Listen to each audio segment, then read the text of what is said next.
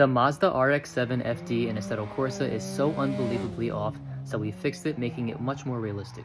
And in the process, we discovered something very misleading about the manufacturer's claims for a perfect 50-50 weight distribution. So first off, when I dove into the RX-7 from the Japanese car pack, I noticed how wrong everything was. The suspension rates were more than twice what they should be. Basically everything about suspension was wrong. The weight distribution was very far off, the center of gravity height was off, the weight of the car in general was off, everything.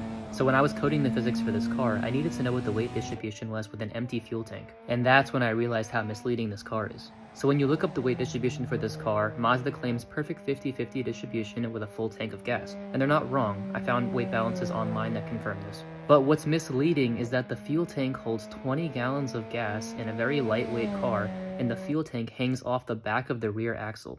So as you burn through fuel in your tank, your weight distribution actually kicks forward faster than any other car that I've heard of. And at an empty tank, you end up with almost 53% of the weight in the front. That's a huge difference. So realistically, when you're driving this car, you're not getting a perfect weight distribution. At half a tank, you're going to end up with like 51.5% in the front, and highly varying amounts of weight distribution depending on how much fuel you have in your tank. Now for the average person on the road, this isn't a big deal, but for a driver on the track, this is actually a pretty big deal, because your suspension is usually tuned for your weight distribution, and if you can't keep your weight distribution constant, that kind of affects your car in a negative way.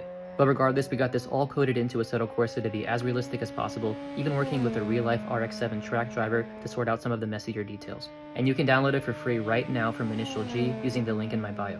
And there's also a time attack challenge going on for this car right now until July 5th. You can join the servers anytime and throw down your PB lap and see how you compare on the leaderboards.